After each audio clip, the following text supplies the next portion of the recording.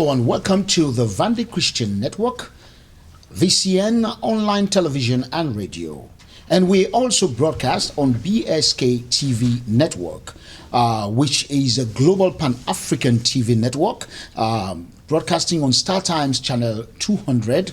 And we also broadcast to all 54 countries in the continent. You can also download our BSK TV app, which you can watch our programs globally. My name is Pastor David Vandy, and today I have a very special guest who is Mr.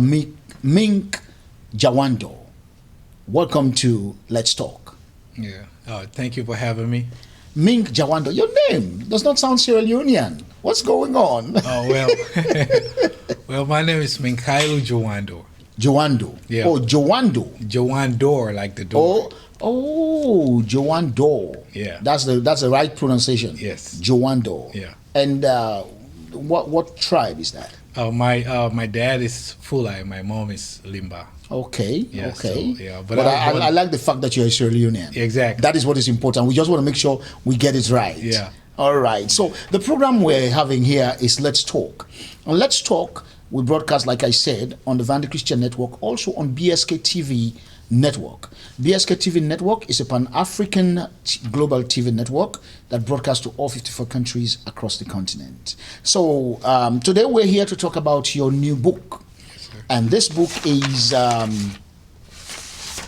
Once Upon a Time in Freetown, 1996 to 1999. Subtitle, We Want Peace. Yes. Wow. What a title. So let's go into that first of all. Talk about the title. The title. Once Upon a Time in Freetown. Once Upon a Time in Freetown is something that plays in my head all the time since I left Sierra Leone. After that time, the Once Upon a Time in Freetown is a frame. It's a that time people don't normally talk about what happened when the war officially get into Freetown. That's where the title comes from.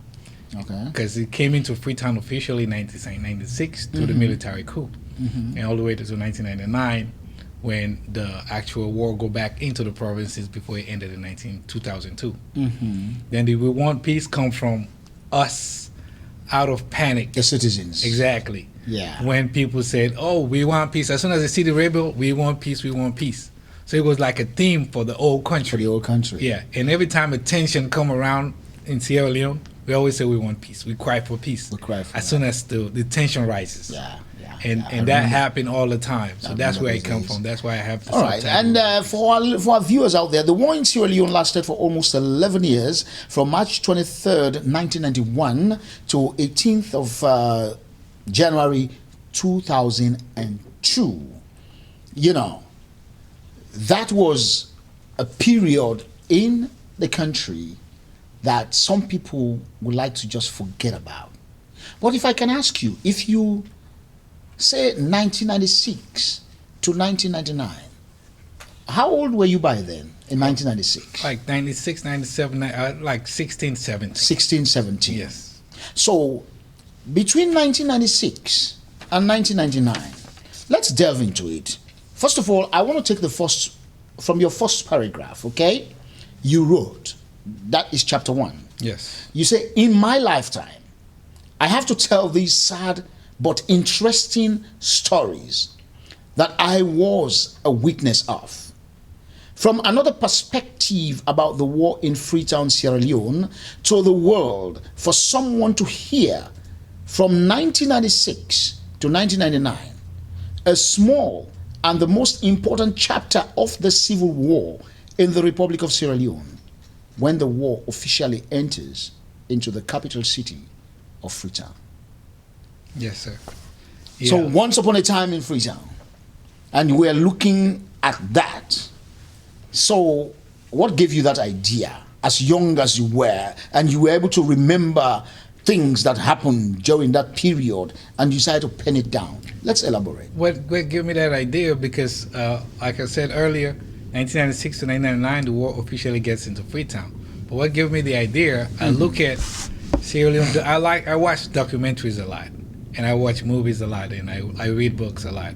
I go through information. I like to research things.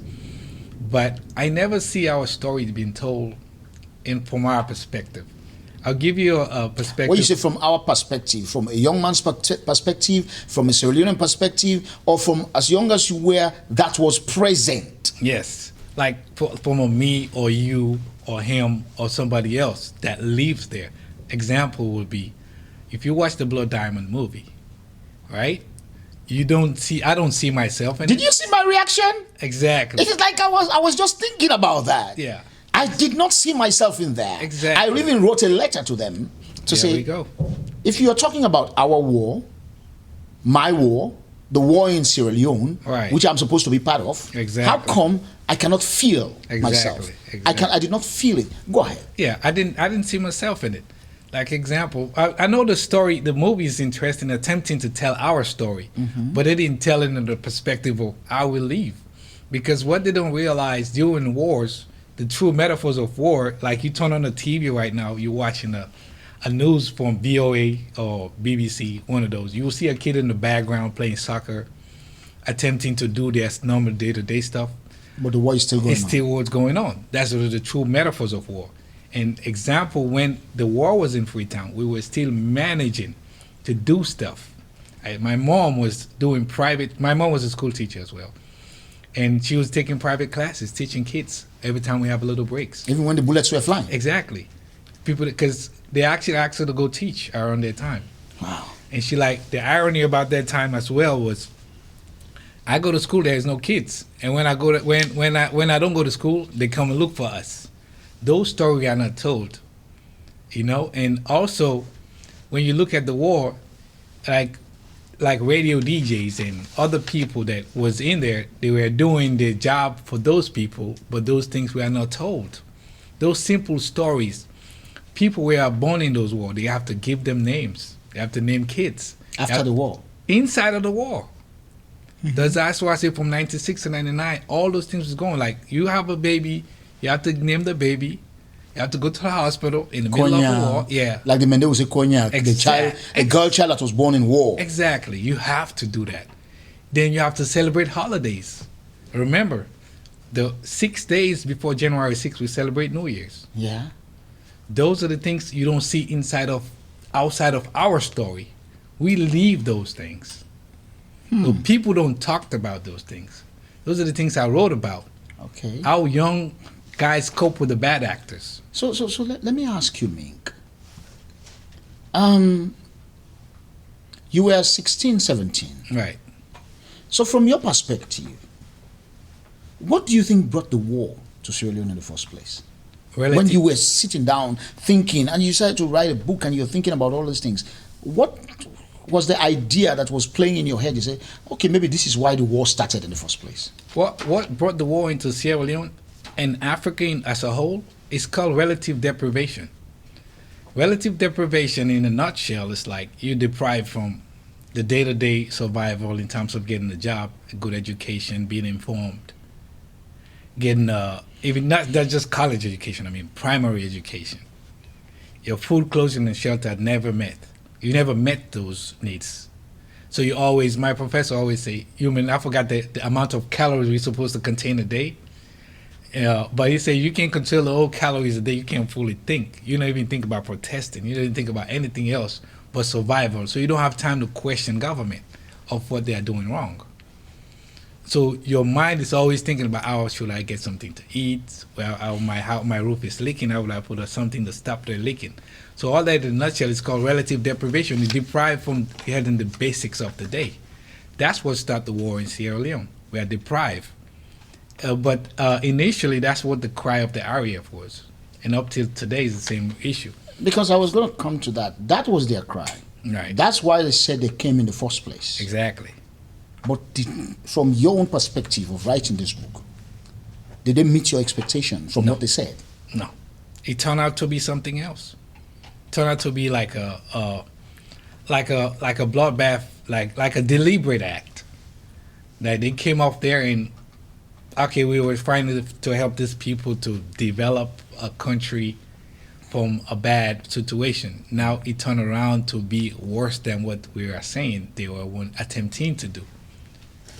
So let me ask you, during that period, what were you engaged in?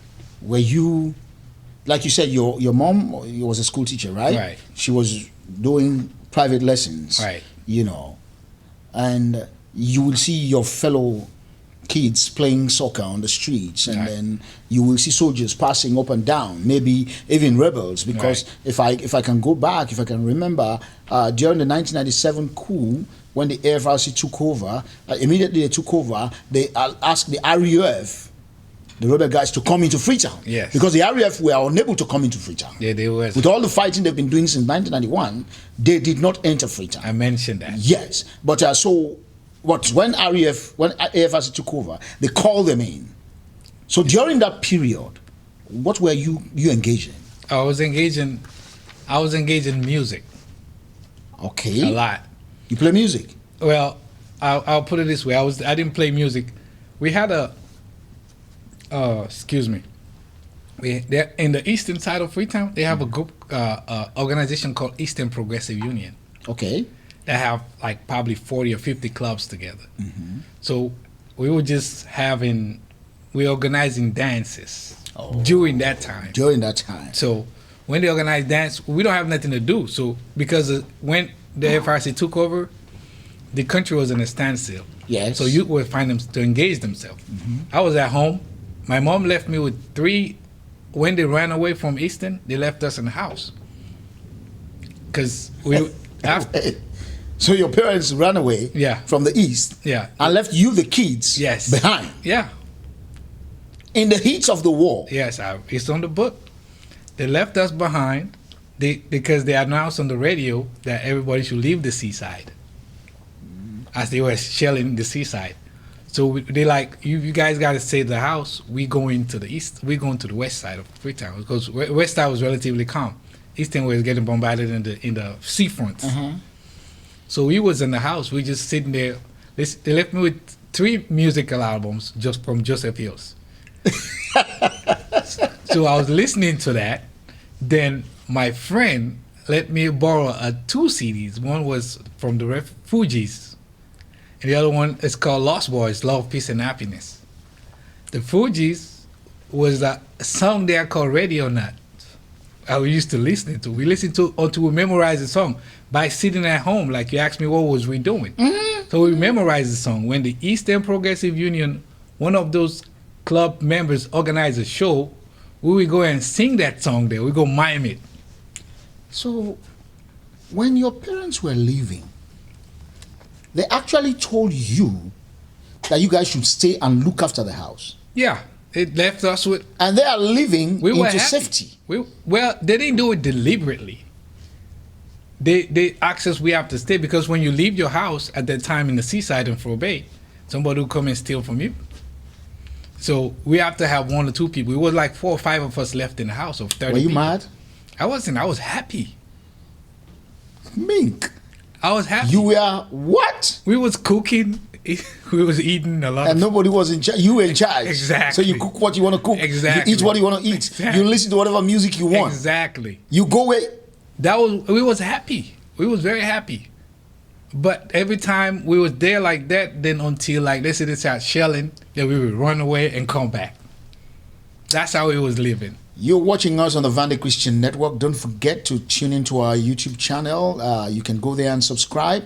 And we also broadcast on BSK TV Network. It's a Pan-African TV network, broadcast on Star Times channel 200. And we broadcast around the globe via our app. So you can get the BSK TV app on Android or Apple. And you can also watch us on television in your home. I'm Pastor David Vandy, and my guest today is Mink Jawandor, and we're talking about his latest book, Once Upon a Time in Freetown, 1996 to 1999. We want peace. Don't go away. We'll be right back.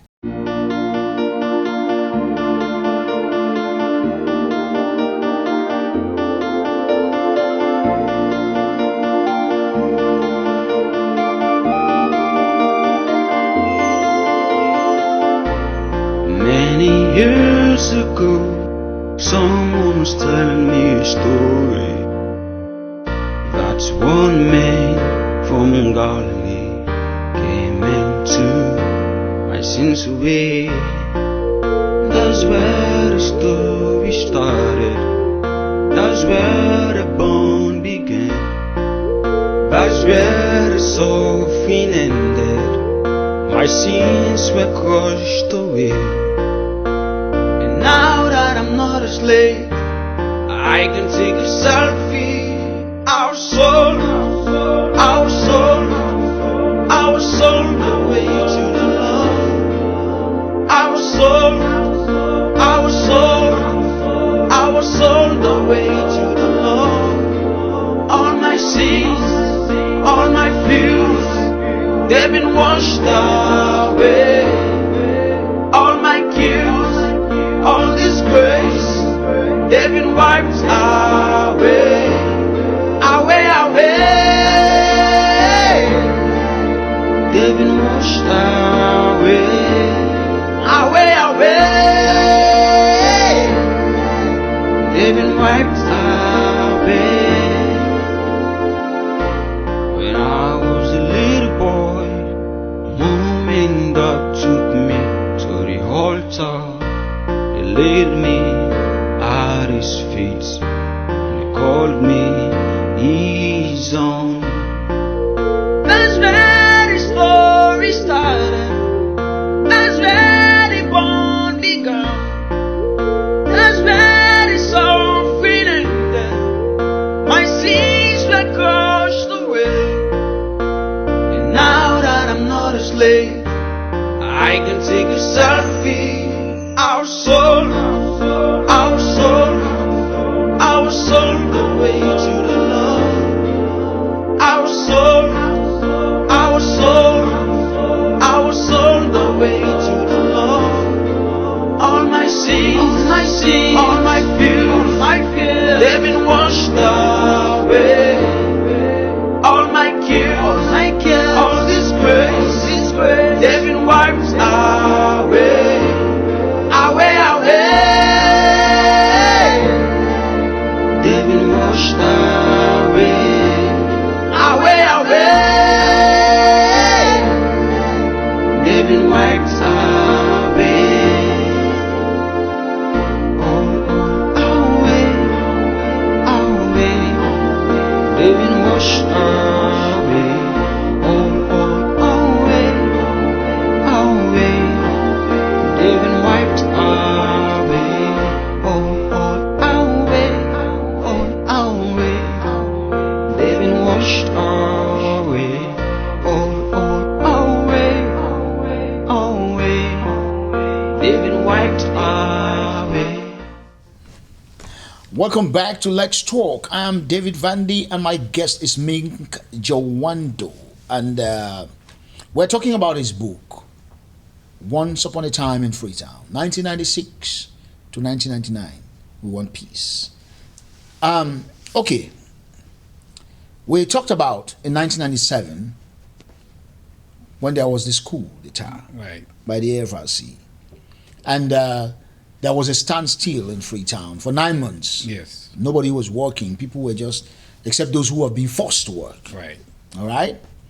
And in 1998, there was an ECOMOG military intervention. So let's delve into that. What do you remember at that time? And when the intervention started, I live next to the seaport. I'm like a stone throw away into the seaport. That's Waterkey or down the Kanike area. Yeah, exactly. Frobe, okay. Exactly. So it's always tension there. So when the intervention started, because it started it was like I say it was an accident, because RAF actually attacked the ECOMOG forces at Jue area, and ECOMOG took advantage of that. Because as people noticed, there was always tension between them, but RAF was always one not to go further with their act because they were because at that time the RAF were already in Freetown, exactly, on the invitation of the AFRC. Exactly. So there was always one, and they dug up holes in front of the passage, the highway from the Jewish side where the ECOMOG were based. So when the war started, if you look in the book, there's a part that one of the generals that was interviewed said they're taking advantage now of what the RAF started. So, and we was in Fort Bay, and that's when the Alpha jets start flying over that side. And people start leaving slowly. Yeah, they start leaving one at a time. And my best friend named Sulaiman asked me, so you think we should stay? I say, yeah. I say, yeah, we should stay. Wow. I say, well, I think we should stay. And he's like, okay, we stay. In our house, we have another uncle that was in the military. Okay. But he never involved in any of the activities. He's always at home. We used to say he scares all the time.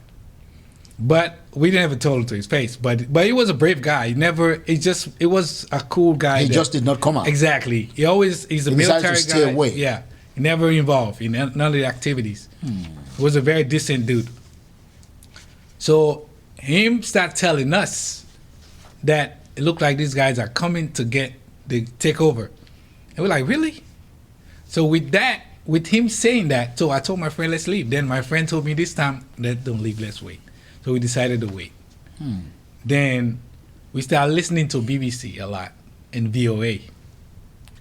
VOA was in the morning. And BBC mostly we Focus have on that Africa. in the afternoon. So we listening, our uncle telling us, all right, they're coming, they're not coming, they're coming, they're coming.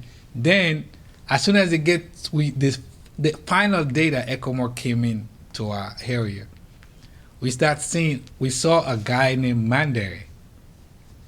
It was a soldier named Mandere. He was always up and down. As soon as he left on that day, when he drove past with a white SUV, that's when we know ECOMOG was coming. And as soon as he passed, then I saw my uncle took off his uniform, put it up the roof of the house, and gave his gun to one of our neighbors. Your uncle that was a military officer? Yes. He took off his uniform? Yes. Tore him off the house, on top of the house, and gave his gun to one of our neighbors. So during that period, there was, at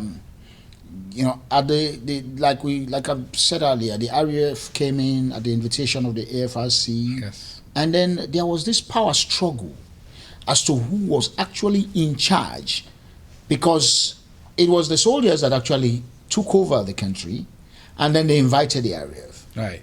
And then there was people were scared because they didn't know who was in charge. Right. Because you will go to some place, you will see AFRC checkpoints, you will see RAF checkpoints, you will see this, you will see that. Yes. And there was always argument. Yes. So from your book and from your own perspective, I say you wrote about that, where you said, so most of the stories about the crises were told to the world by the spokesperson of either the RAF, AFRC, the spokesman of the Cabal government, ECOMOG, or the international organizations like the Red Cross.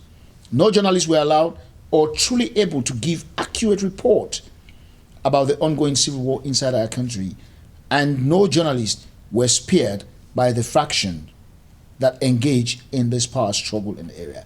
So with this power struggle, now you brought in that we know about that journalists were killed and all this stuff, But even within the AFRC and the RAF, there was power struggle. Yes. And that was putting fear in the people because they know that immediately there was going to be some clash. Yes. So how are you guys taking that? Well, at that time, that's why we were cautious. We was unconsciously brave at those times. We're always outside, but within ourselves, they always tell us to stay in your area where you live. Don't go too far off. And those are the things that saved us. Because like you said, there was always a clash between them. And with that, they're taking that out of the people. So you stay in your area so you will not get any problem as you walk along the street. That's the one way we cope with that. With their own power struggle within them, the best we can do is to stay within our house or within the area that you live. Don't go too far off. And when you go too far off, you get interrogated by any of these groups. You are a dead person, because if the ECOMOG interact with you, they can't get no good identification from you, because we don't carry identification card, as we all know. They will kill you, or if nobody there to identify you, they will hold on to you for a while. Mm-hmm. You might eventually die. The same thing goes to the RUF. They would try to extort you, rob you, take off your shoes like they did to us. Because I went to the morning, I can talk about that. When they came in the January morning, my friend was in his house in Commander Farm.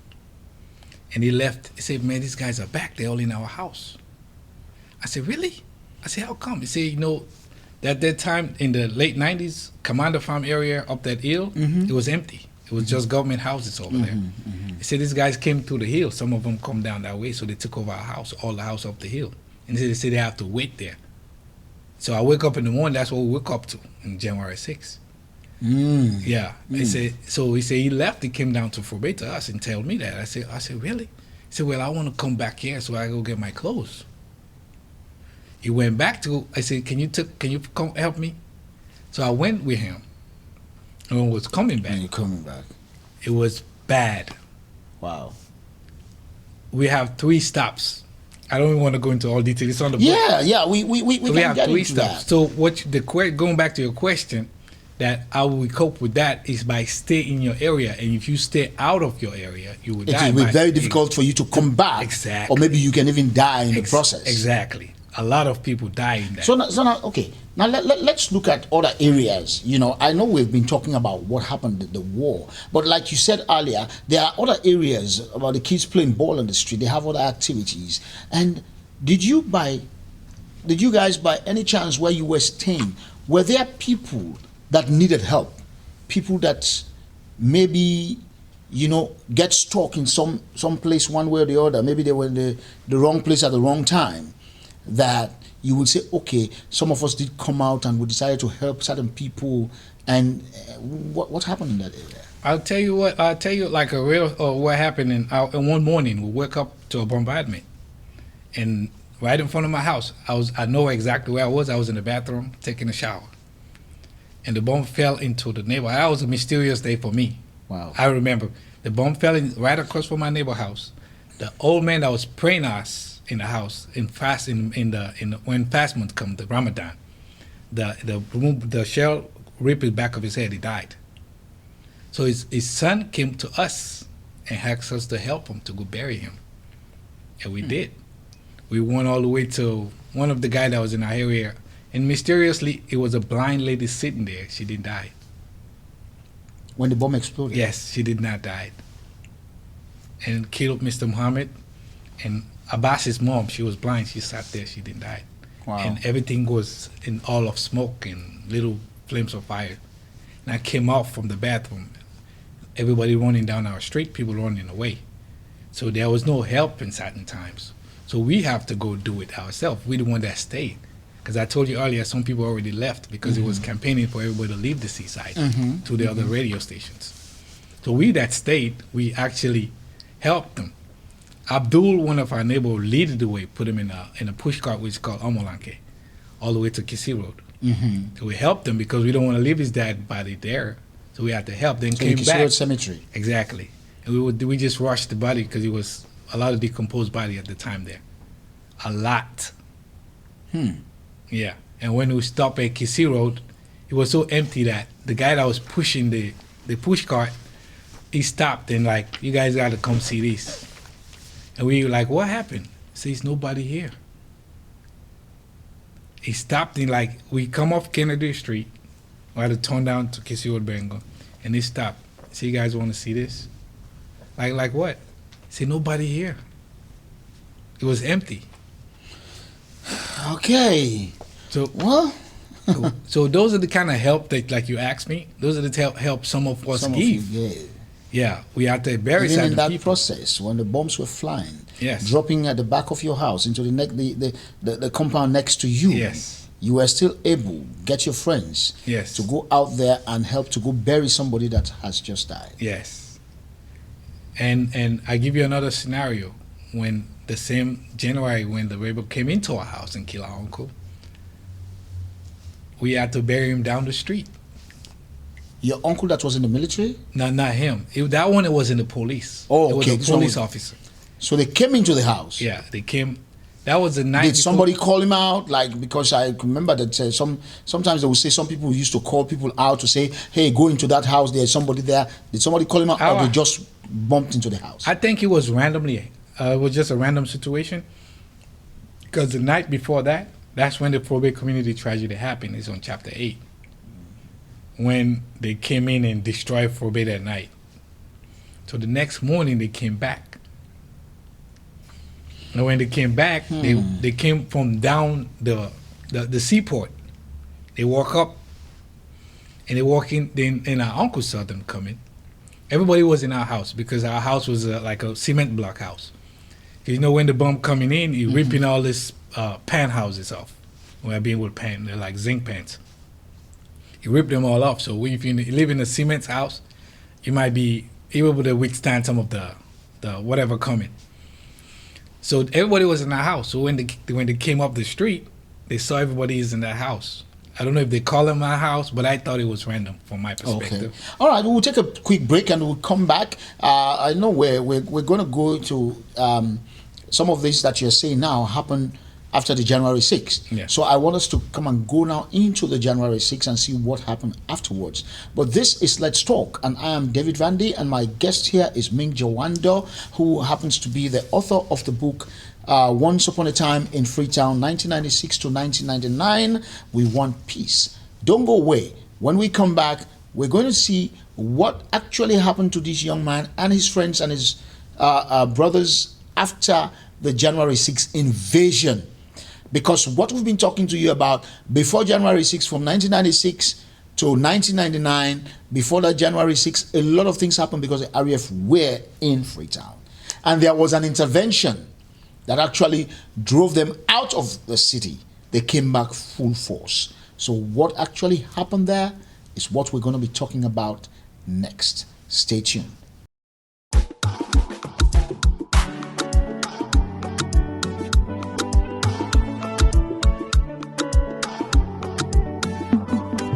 TV and radio, BSK. For your news and updates, BSK. For reality show them, BSK. The streaming services, BSK Network. For Africa. Welcome back to Let's Talk. I'm Pastor David Vandy, and you're watching us on Vandy Christian Network and also on BSK TV Network. Remember, BSK TV Network is a Pan-African television network that broadcasts to all 54 countries in Africa, and we broadcast directly on StarTimes channel 200. And for Vandy Christian Network, you can get us on our YouTube channel and of course on Facebook. Right, now my guest, back to you, Mr. Mink Jawandor. So during this period, you know, the rebels were in town and things were happening, and in 1999 they've all come in and they took over the east end of Freetown completely. Right. And as young people, you know, according to your book, you guys were organizing soccer matches. Yes. The fighting was going on. Yes. And you guys were organizing soccer matches during the war. Yes, so let's talk about that a little bit. Yeah, we were during that time, it was so dead that nothing going on. You know, Eastern Bay area is always a vibrant area. It's the seaport is there. People go to work. So everything it came to a standstill. Nobody go to work no more. So we decided to start organizing soccer matches. Some guys at the Bangastor area, Davis Street, Kennedy Street area, decided to organize some soccer matches and wrote letters to the neighbors to set up their own team. So we set up our own team for my side called Seaside United. Yeah, Seaside United, that's when actually Seaside United was formed. The team manager was named Samba. One of my friend named Bola Jones was there too as well. He was one of the veterans. The one Bola Foster Jones? Yes. Bola was playing soccer too? Yeah, he was a veteran, one of the veteran leads of the team. Okay. Yeah, because they have two teams. They have the young guys from 40 and under and 40 and up, where there was veterans. So the veteran played first. Then the younger team played later. That's where the tension was. And during that time, before the game start, at nighttime we would go sing and dance in the other team neighborhood before the game start. And they will come back and sing in our neighborhood. Okay. Just to put the trouble behind us. And when we won 2 of those tournaments, even the soldiers, the RAF, were playing. I was just going to ask you that. Were the soldiers and the RAF involved they were not playing, in this tournament? Yeah, they were watching the games. But they didn't have soccer players that were part of the team? Yes, they have. After we won 2 tournaments in Probate, they invited us to go play in Kisi. And in Commander Farm too. We won all our games. And then in the finals, the team we played was sponsored by one of the RAF guys. And we started a fight with those guys. And they started shooting at us. We ran all the way back. They were shooting. Yes. Because we started a fight. We started to lose the game. So we started a fight. We know Forbay people are always rowdy. We started a fight, so we ran back. Those are the things that make us, that's the things that interest me to write about, so people can know we do those things during the war to cope.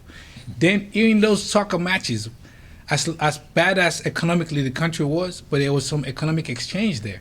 Okay. Because people go over there, after the tournaments get so popular, they start charging people to get into the game. Okay. And people that live in the neighborhood come and sell food and fruit or whatever they can to feed their own families. And those monies, part of it were given to you. Yeah, well, they give the players. They give it to the team manager give it to share it to the players. So those part of economic exchange. Those were the things that keep young people going. It was kind of bad, but at this point for me, looking back at it, reflection, it's kind of encouraged us to cope, even though it's bad as it was. So did any of you, your friends or your brothers or those that were around in the same area, did anyone leave your set to join the RAF or to join the military? Not from our part. None of them joined. We are all. So you were just out there fending for yourself, trying to make ends meet, Yes. live a life, Yes. Even though the war was going on. Yes. But you try to make sure you don't get involved in any of the fighting going on. Yeah, I'll tell you a story about those club night that we're going, because when we go to the club, the RAF are there dancing. Mm-hmm. That's how, to me, looking back at it, some of these guys, they just go where the war took them. They don't know nothing, because they go to the clubs the shows and the dances that we organize during those revel time. They go there and dance with us at night. Imagine serving alcohol to a guy with a gun in the middle of the night. Wow. It happened. Then on top of that, we come home, because we normally do that as young guys. It looked to me senseless, but we have to do it. You got to get it out your system. When we go to the clubs at nighttime, we coming home, we don't pay. We jump in Creole, they call a nachtskip. We go into these cars, and we... And it was the RAFs that owned the car. Yes. The RAF boys, these are some of the cars that they've stolen. Exactly. Those RAF, they're driving it. One night, we get into an SUV.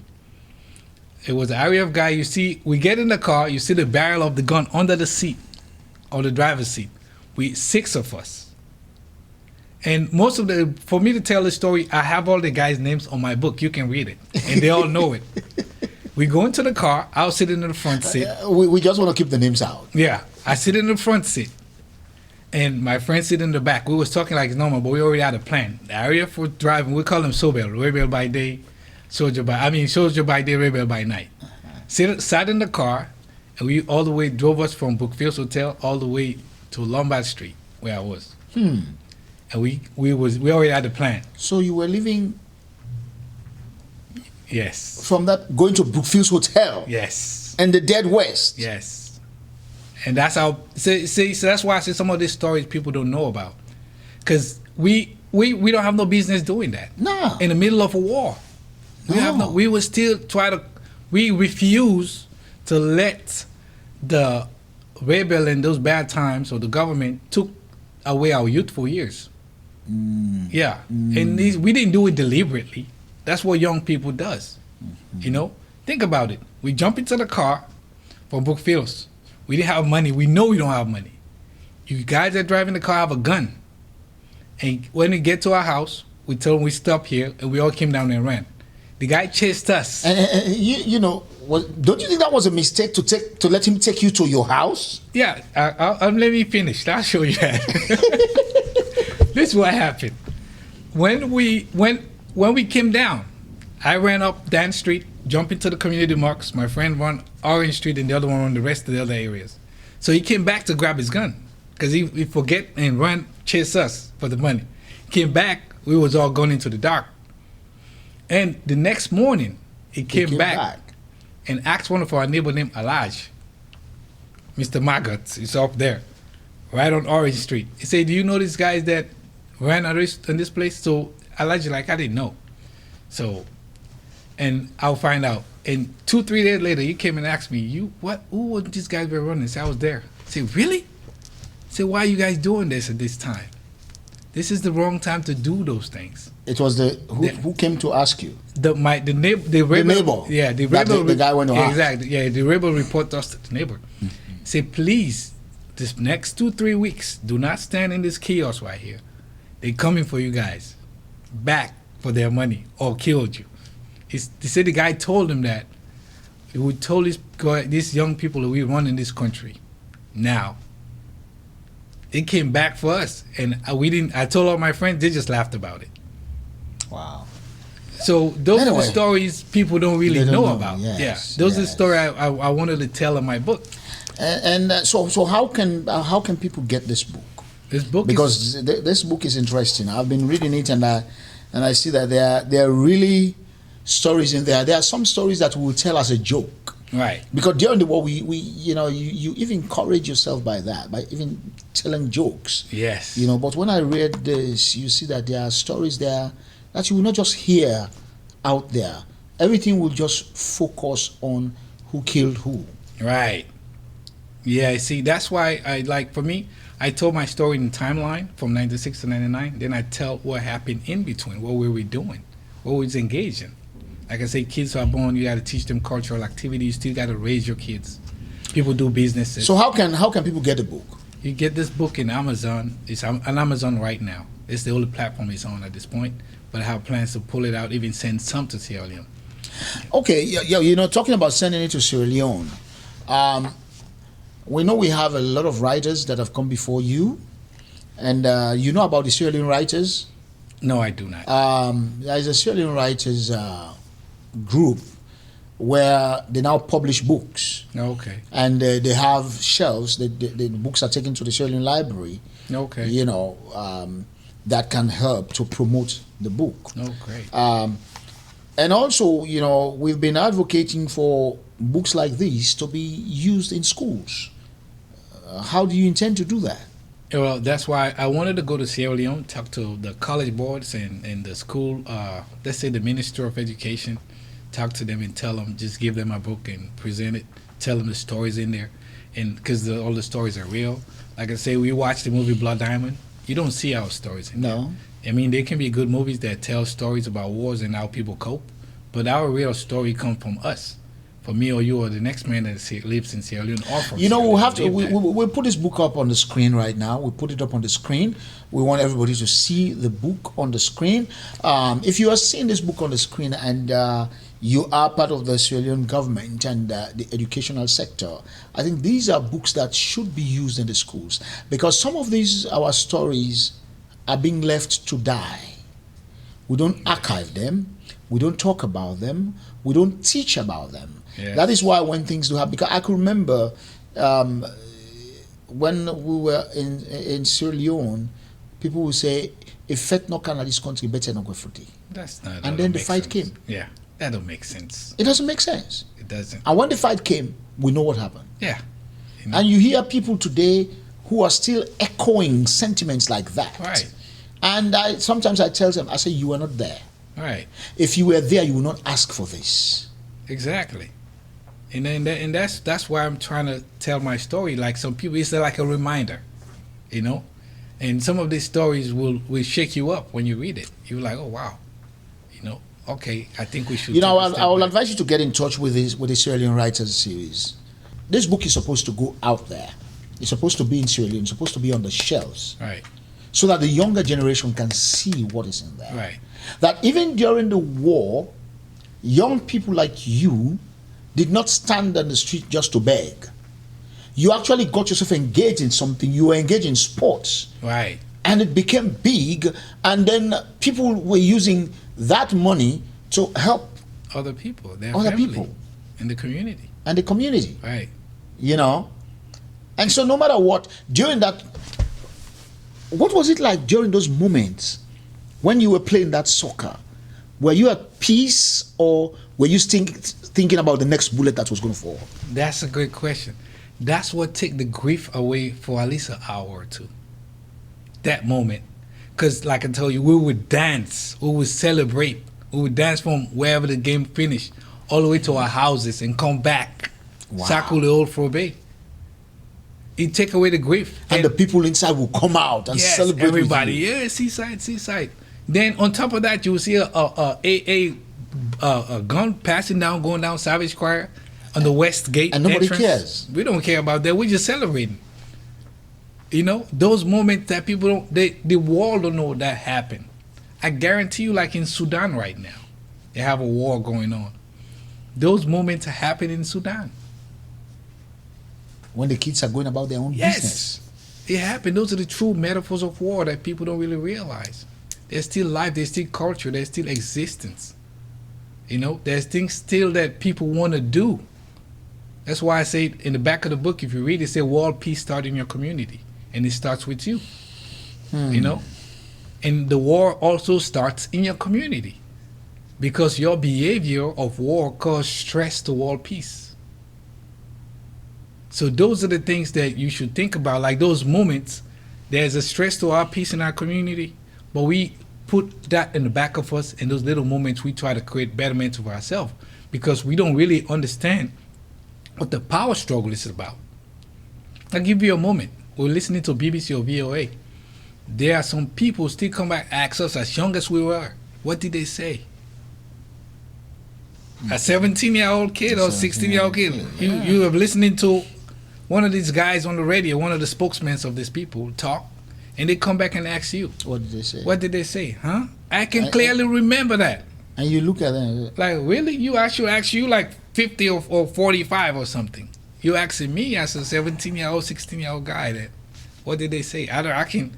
That's why sometimes if you look at the war, when these kids killing each other, like, they're not supposed to be there. So for, finally, Mink, like you said, there is war going on in Sudan. There is war going on in Israel. There is war going on in Palestine. There is war going on in Lebanon. There is war going on. Right. So if some of these young people in those countries happen to bump into you, or you want to lend a voice in those periods when you were going through that war phase. Now, first thing I'll tell them, don't let the war take away your youthful years. And don't get involved.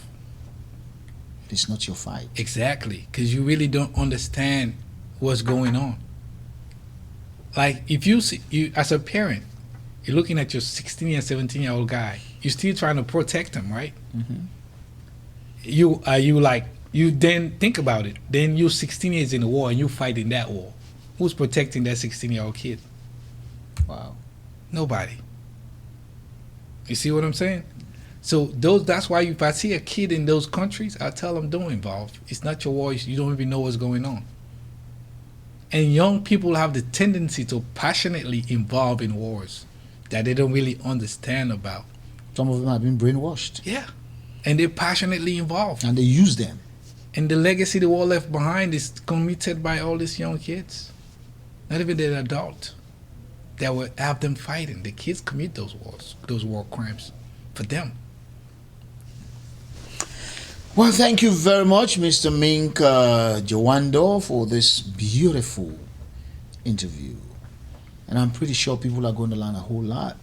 Yes. And we keep telling them, we'll put the book up on the screen again, Once Upon a Time in Freetown, 1996 to 1999, We Want Peace. It's written by Mink Jawandor. You said the real name is Minkaelu Jawandor. Yeah. Yes. All right? And we are asking you all to please get a copy of this book. And when you get a copy, don't just put it on your shelf, read it. If you were there during that period, read it. If you were not there, let somebody tell you exactly what was going on. But when you read it, you'll be able to understand some of the things that happened during that period. So once again, thank you very much, Mink, and it has been a pleasure having you here on our network. Thank you so much. I really appreciate having me, and I appreciate the opportunity of speaking with you as well. Yes, thank you very much, and this is the Vandy Christian Network. We come to you via our YouTube channel and our Facebook, and we also broadcast on BSK TV Network. We broadcast on StarTimes channel 200, and also we broadcast via our app globally. So you can get our app on the Play Store and join us with all your gadgets, whether it's on your phone or your tablet or your computer or even your television at home. BSK Network is a Pan-African TV station. So thank you all very much for being a part of this conversation today. This is Let's Talk, and I am Pastor David Vandy. And thank you to my cameraman and editor, and that is Mohammed King Milan Bangura. Till we meet again, have a wonderful day.